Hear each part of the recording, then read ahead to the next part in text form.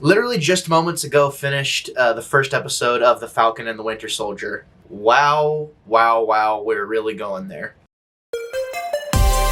Stop. Hold on. Just so you know, the audio for my voice is a little weird in this one, and I don't really know how that happened. I'm really sorry, though, that it did happen, and, technology. Skynet's taken over. I just wanted to apologize really quick for the weird audio quality, and I still hope you enjoy the content either way. So let's get back to it.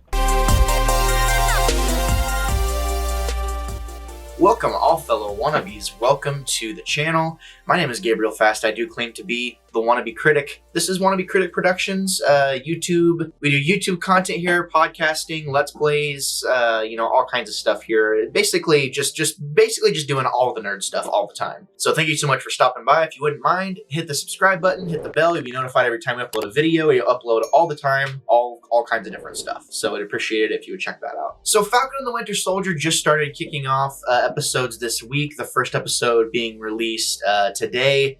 And I gotta say, there's been a lot of hype surrounding this show. It couldn't have come out, around a more perfect time, in my opinion. Hot off of the heels of WandaVision was a lot of hype surrounding that. And if there was one thing about WandaVision that made it clear, it was that the MCU isn't going anywhere. We had a lot of questions after Endgame. It's like, is it going to mean as much? Are there going to be these big moments? Like, what's going to happen? And Marvel made it very clear that they're not afraid to tell big stories and have big moments inside of these television shows. And I have to say, I think The Falcon and the Winter Soldier has potential to be probably one of the best things that Marvel has ever put out. So let's get into it. So, this show kind of starts out with like this really elaborate like aerial combat scene with the Falcon. It was super duper cool, super dope. He has to rescue this guy, but it has to be like semi-subtle and like it's kind of sensitive to try and extract this guy. He's U.S. military. The enemy has them in their clutches, and if he crosses into enemy airspace, then there's going to be a war on their hands, basically. We've seen Anthony Mackie kick butt as Sam Wilson for the past 6 or 7 years at this point of playing Falcon, and it's no different here. He does a really, really good job of being that character. He like gets in the plane like super close quarters, and like he at one point like takes the wings to come around as like a shield, and it's just super duper rad. I loved it. I like how they kind of centered around him not really feeling like he could take up the mantle of Captain America. I liked how they made it feel like he's conflicted. He wants to be that symbol. He wants to do that thing. He knows that that's probably what Steve would want him to do.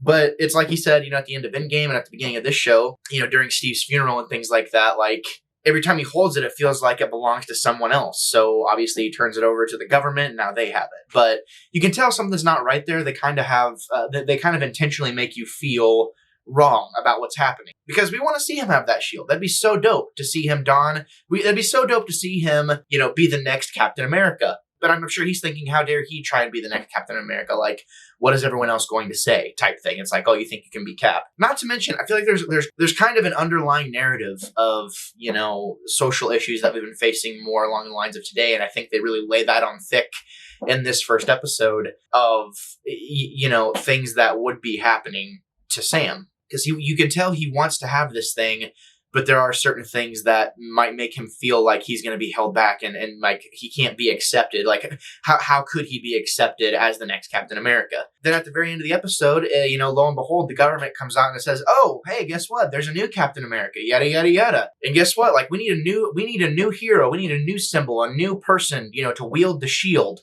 basically. Wield the shield. I like that. We need a new person to wield the shield. And guess what? It's a wannabe. It's a wannabe Captain America with a gun, totally inauthentic, and it just doesn't mean anything. So I'm interested to see where they go with Sam's narrative and where they're going to take Sam's story. And there were scenes like whenever he's at the bank, you have him and his sister who have been struggling with family problems, or struggling with money, within their family. And whenever they're talking to the banking guy, and the banking guy recognizes exactly who Sam is, as the Falcon, and just kind of that narrative that they put there, I thought was super duper interesting, because Sam sees it one way and he wants to see the good, in people, and wants to look on the bright side, but he has a sister who is more of a realist, and it's like, these are the things that we're having to deal with. These are the things that, this is just the fact of the matter of what's having to happen. And I don't know, I think it's super interesting how they chose to tell that social narrative, because it's kind of ballsy to do that, honestly. But since we care about Sam Wilson, we love Sam Wilson, like we want to see him succeed. We want to see him as the new Cap, or at least I do. I think he could kill it as the new Cap. it's just going to be an interesting story to see where Sam's story goes. And honestly, Anthony Mackie absolutely kills it in this episode. He is absolutely amazing. Anthony Mackie has had a career in filmmaking, all the way back. The first thing I ever saw him in was in like $1 Million Baby. He had big characteristics in that movie and was, memorable. Anything that Anthony Mackie is in, he is memorable in. And I remember him. And I'm looking forward to seeing him shine even more in this TV show, because he absolutely kills it. They've taken a character that I didn't really care a ton about before and have made it. I was thinking as I was watching it, I was like, there's some like kid out there that's going to be watching the show, and like Falcon is going to become their favorite superhero, like because of the way that they're making him look and the way they're making him feel. And he's relatable across the board. And he's relatable even to a certain demographic of people even more. And I love how they are attacking it from all different angles. And I'm super excited to see what they do and how they tell his story. Now that was Sam's story. We're kind of just focusing on Sam for a minute. I mean, obviously it is the Falcon and the Winter Soldier. Let's talk about Sebastian Stan's character for a bit. We have the Winter Soldier. So the first time we see the Winter Soldier, he's like having a nightmare of whenever he was the Winter Soldier. He's just straight up taking out these guys, left and right. He's at some place. I don't know where it is. I'm sure it's some famous place that someone's going to yell at me about. But he's there, and he's obviously on a mission trying to assassinate someone. He just takes out like an entire squad of guys, no problem. And there were these kids that were there. They were out drinking or doing whatever, and they were staying at this place. One of the kids sees the Winter Soldier, do his thing, and then obviously, Winter Soldier, no loose ends. He just says, boom, kills the kid, and that's when Sebastian Stan wakes up. He and he's sleeping on the floor. Looks very uncomfortable. Like it's just kind of a sad situation to see to see the Winter Soldier in. But I was kind of thinking about this as I was watching this episode. I was like, we've never actually gotten to see Bucky Barnes. Like, we've never really gotten to see him develop as a character. During the entirety of, the first 3 phases of the MCU, Bucky didn't really get a ton of exposition. He didn't really get a ton of time to really shine as Bucky. We always knew him as the Winter Soldier. So in a way, I kind of think about it like, now we're kind of getting the Steve Rogers story, the Steve Rogers building for, Bucky Barnes, like not necessarily the Winter Soldier. He's moved away from the Winter Soldier pretty much entirely, and he has that background, and that's causing him to have nightmares. But now we have a chance to actually focus on his good characteristics, and it's kind of unfair because he's had to live this life that he hasn't wanted to live pretty much since he was recovered from the ice, and he doesn't even know who he is. And Sebastian Stan kills it in terms of trying to sell us the idea of the Winter Soldier and tell us, like, this guy is trying to make amends with his own personal demons while trying to, like, learn who he actually is. So, we're thinking about, his friend Yori. He goes, with the whole trash can situation, that was kind of funny. Kind of a funny character, and you could see Sebastian Stan. And my first thought was like, oh, well, maybe he knew him back from a long time ago. But then I thought, no, that wouldn't make sense, because like that, there aren't many people, that are 100 years old that are still kicking like Yori. So they're out to lunch, and that whole deal. And then the whole thing with the sun comes up. And then immediately I made the connection. It's like, oh, they had kind of focused a little bit of time, kind of like spent quite a bit of time kind of going like a back and forth, trying to make an imprint on you that you should be making some sort of connection. But whenever he said his son's like, oh, I didn't know how my son, they don't know how my son died, yada, yada, yada. I was kind of like, oh, well, that's because Bucky killed your son. And then sure enough, we kind of linger in that moment. And then I was like, okay, that's what he's doing. He is trying to make amends. He's trying to do whatever he can, muster up the courage. It looked like Yori was like the first person on that list that he was going to contact, you know what I mean? To like kind of let them know, hey, this is what happened. I don't know how they're going to flesh all of that out, honestly, because it seems like that would be kind of a hard thing to do. Like whenever he goes to the date, and she seems like a nice girl, and they're kind of having a back and forth, and it's a good character moment for Bucky, in my opinion. We don't know a lot about Bucky, but what's funny is the way he feels and the way he acts does kind of remind me of how whenever Steve Rogers like kind of came back to the modern world and how he was kind of learning about things. It's a similar type of story. And I like how they're kind of trying to reflect that both of these characters, the Falcon and the Winter Soldier, are going to make up and be the symbol of what Captain America was, because that's 2 big parts of Cap's life coming together to make this one unifying force. The more triumphant, like, justice for all side within, Sam Wilson as the Falcon is there. The be kind of stuck in the 40s, and also like more of the personality traits and like kind of like the nuance of the character of Steve Rogers is kind of found within Bucky. And I like how they're kind of weaving those things together. Whenever Bucky goes to, visit Yori and he's like, oh, I owed you for lunch, you can tell they're trying to build something up to where he doesn't even know how to go about really making amends. So it's going to be interesting to see how he goes about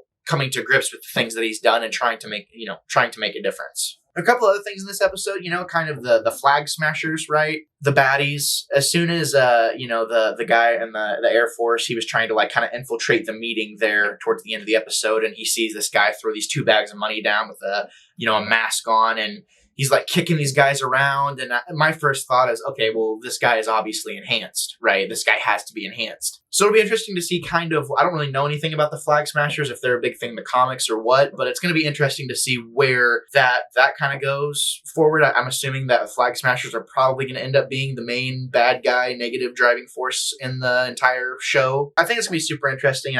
We'll see where it goes, but ultimately, I am super duper excited for this show. I've been talking a lot. I've been talking a million miles a minute, but there's a lot of things to cover. And I think that's one thing I love about these Marvel shows is that there is so much content and so many things within these shows, and they're so well done. Is the thing. They're seamlessly giving us layers and layers of stuff to build upon, to build the next phase of the MCU upon. And not only are we getting not only are we going to get quality movies in the future, but we're getting supplementary content that's just as good quality to keep us, to hold us over, so to speak, until the next stuff comes out. But honestly, even if they just did TV shows for the rest of the entirety of the Marvel universe, the Marvel screen universe, I'd be down. I'm super duper down either way. But anyways, it's gonna be super interesting to see where the show goes. I'm really interested to see how they tackle of course, the action, the acting, the performances, everything is great about this show.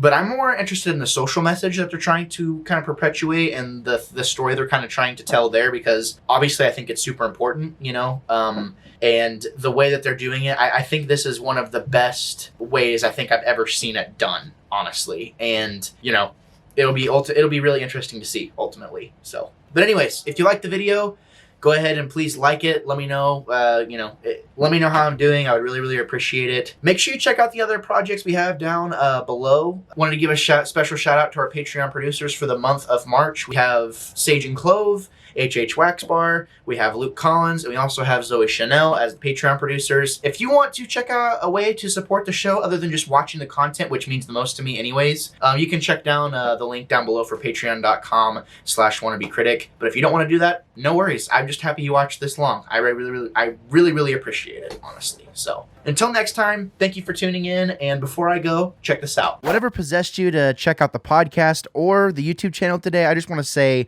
thank you so much for doing so.